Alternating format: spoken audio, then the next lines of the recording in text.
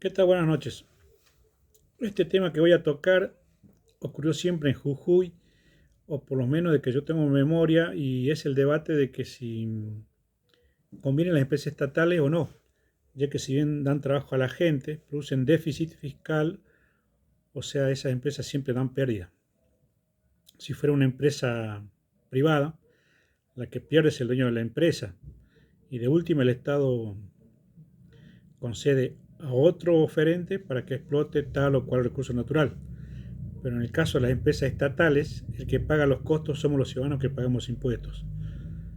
En Jujuy tenemos empresas estatales como Canava, Cauchari, Agua Potable Social del Estado, GEMSE, que es la de Jujuy Energía y Minería Social del Estado, GIRSU, ¿no?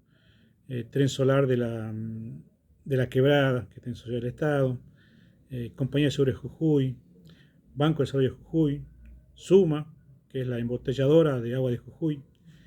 Y si bien no se sabe los balances y la dirección financiera de estas empresas, todo el pueblo de Jujuy tiene la certeza de que estas empresas no dan ganancias, o sea, que son deficitarias.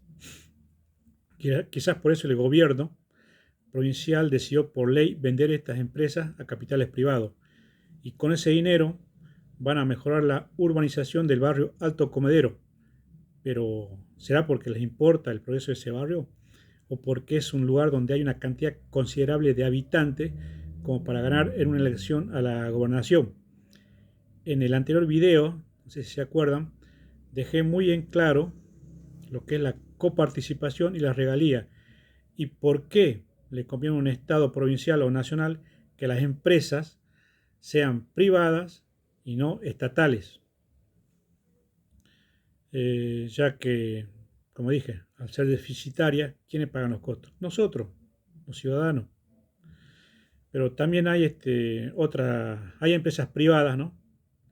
Que son pésimas en su servicio y que su servicio, digamos, en este caso de energía eléctrica, como la empresa de GESA, cobran en valor de oro, ¿no? La facturación o su servicio.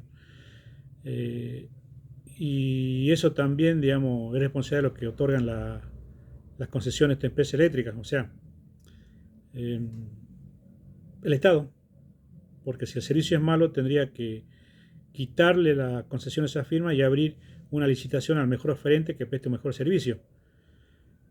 Pero volviendo a que el gobierno provincial piensa en vender las empresas estatales, cabe preguntarse entonces por qué empresas estatales a nivel nacional como Aerolíneas Argentina ahora sí generan ganancias, cuando por años eran deficitarias.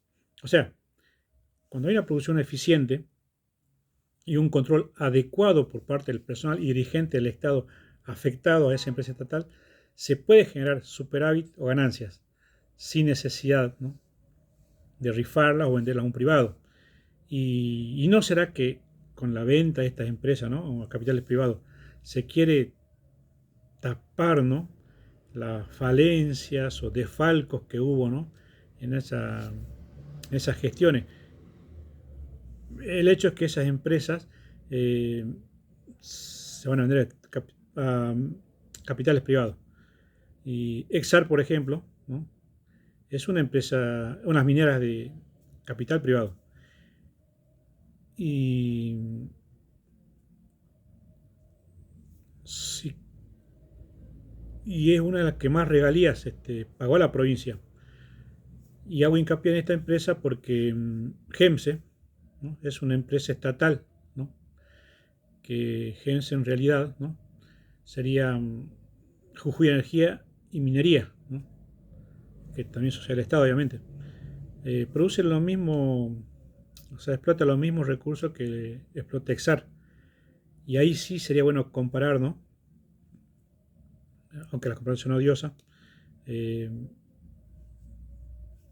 quién estaría bien administrada y quién no, porque GEMSE no entró en consideración para la venta a un capital privado, sino que va a seguir explotando la provincia, administrando la provincia. Y Dios no quiera, ¿no? Pero no creo que Ingenio La Esperanza, era una empresa estatal que producía el mismo producto que el Ingenio Ledesma, pero Ingenio La Esperanza siempre iba en pérdida, mientras que Ledesma, que es una firma de capitales privado, ampliaba más su campo de acción y sacaba más productos derivados de la caña de azúcar, como por ejemplo la hoja de papel, el biocombustible y otros derivados, haciendo que las ganancias fueran netas y abundantes.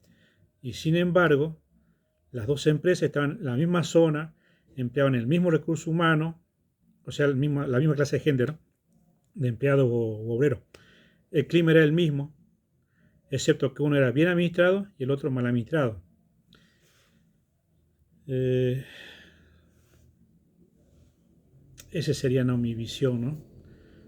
Con respecto a cómo maneja a la provincia, ¿no?, su dirigente, las cosas públicas, en este caso las empresas privadas, que, que no hace falta indagar mucho para saber, para darse cuenta que son deficitarias, ¿no?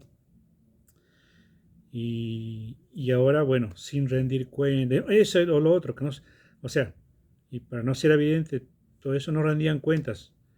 Seguramente los préstamos que pedían, ¿no?, para bancar Cauchari, para bancar Canava, Ingenio de Esperanza, estoy casi seguro que se lo quedarían los, los encargados, ¿no?, de manejar esas empresas, o siempre quedaba, ¿no?, en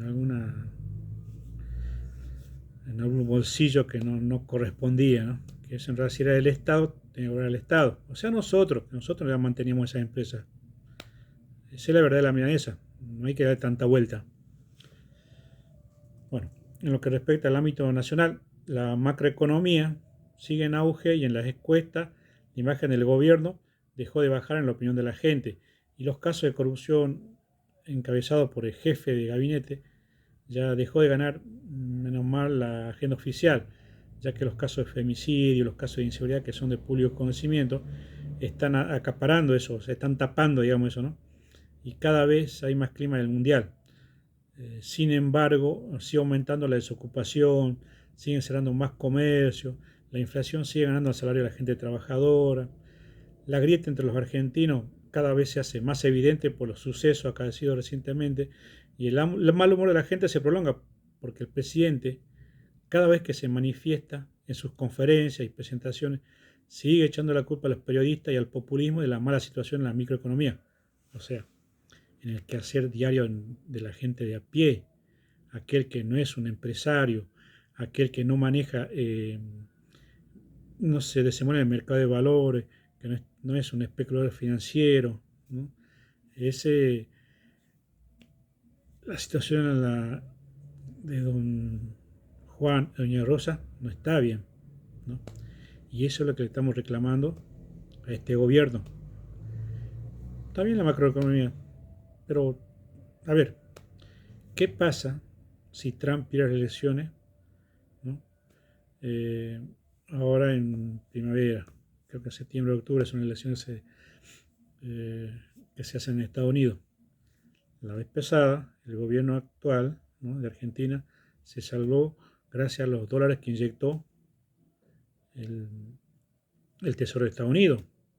Eso tengámoslo bien en claro. ¿Qué pasaría si hay una eventual derrota de Trump? ¿Quién va a ayudar a Argentina? O sea, fíjense de quién dependemos o de qué dependemos. Entonces, no es bueno depender mucho de alguien o de algo. Y sí centrarse en lo doméstico, en lo que necesitamos, la gente de a pie, lo que pagamos impuestos, quizás no mucho, pero ahí tendría que centrarnos su atención, ¿no?, y su eje de la administración, este gobierno, porque si no, el mal humor social va a seguir. Y en estas manifestaciones públicas del presidente sigue revelando la apuesta, ¿no? Manifestando que no va a caer, no va a ceder ni un ápice de su medida económica, porque considera que es el camino correcto. O sea, va a continuar con el ajuste que prometió en campaña y está realizando. Y a decir verdad, yo también llegué a pensar que soportar el ajuste brutal que está llevando a cabo significaba valentía, hasta que me di cuenta que en realidad es crueldad.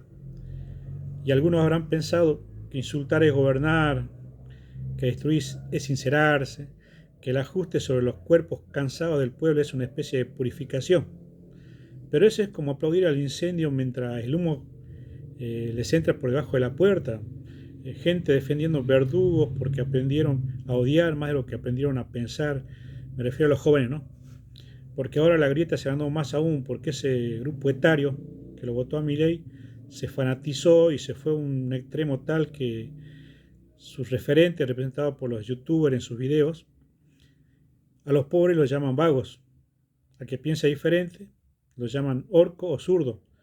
O sea que para esos jóvenes, la gente que concurrió, por ejemplo, a despedir al Indio Solari, son los marginales y lo peor de la sociedad. Y la verdad que lo de mi generación se criaron prácticamente con las canciones del Indio Solari, ¿no? Porque la música era agradable y la letra es como que a uno lo identificaba con el momento que estaba viviendo el país. Y no tenía nada de malo un poco de rebeldía en la juventud. ¿Quién no fue rebelde alguna vez? Y a veces es sano. No hay que ser obsecuente, decir siempre que sí a todo. ¿Y a dónde se manifiesta la rebeldía, digamos, esa libertad de pensamiento? En la juventud. En este caso, a mi edad, bueno, ya soy un tipo hecho y obviamente no voy a cambiar mi forma de pensar o que un foráneo venga a querer, no sé, usarme, ¿no? Porque ya si uno tiene la idea bien clara y hasta el momento no ha sido secuente ni se ha lastrado ante nadie, menos lo va a hacer a esta edad, ¿no? Y ni eso, digamos, no tenía de malo, ¿no? Nada, o sea, ser un poco rebelde o ir a escuchar la música del indio, ¿no? Eh, y de mi grupo ninguno consumía sustancia prohibida, o sea, como cocaína o psicotrópico. Alcohol sí, como todo joven, pero que por eso seríamos orco o zurdo. Eh, Todo eso es lo que significaba Carlos Alberto Solari, alias el Indio, que en realidad excede lo político. Era un fenómeno cultural, en este caso un fenómeno de la música, ¿no? Y que sí era reivindicado por la gente común por su talento. Algunos hasta lo quieren por su compromiso social con la gente. ¿Y qué tiene de malo? Cada quien tiene derecho a pensar y decir lo que quiera. Mientras eso no va a ser el derecho del otro, tenés la libertad de expresarte, tenés la libertad de pensar. Y se ve que aunque quisiera un poco imprudente, mucha gente lo seguía. ¿Y qué nos daría un político por tener esa fiel cantidad de seguidores? O sea, eh, los políticos no lo tienen, pues ya no les cree nadie. Y este suceso, el del fallecimiento del indio, produjo quizá el acercamiento de referentes de la oposición a nivel nacional. Pueden llamarlo oportunismo, apropiarse de causas nobles, etcétera, etcétera, pero lo cierto es que quizá ese acercamiento fue más porque los referentes del oficialismo y los youtubers, ese grupo etario, ¿no? Fanatizado, que comenzó a difamar al indio, y no hay nada más miserable que hablar más de las personas que ya no pueden defenderse. A veces mantenerse en silencio es mejor que despotricar porque se puede despertar a gigantes dormidos. Bueno, hasta ahí voy a hacer el video, no lo quiero hacer más largo. Bueno, yo recién voy a volver con mi programa después del Mundial. A menos que el Consejo Deliberante acá de Palpalá apruebe o rechace mi proyecto antes del Mundial o durante el Mundial. Si no, también voy a entrar en modo mundial porque es una de las pocas alegrías que tenemos los argentinos. No se olviden de suscribirse a mi canal, de hacer por arriba y hagan comentarios o sugerencias. Así seguimos agregando más contenido a mi programa. Nos vemos después del Mundial, si Dios quiere.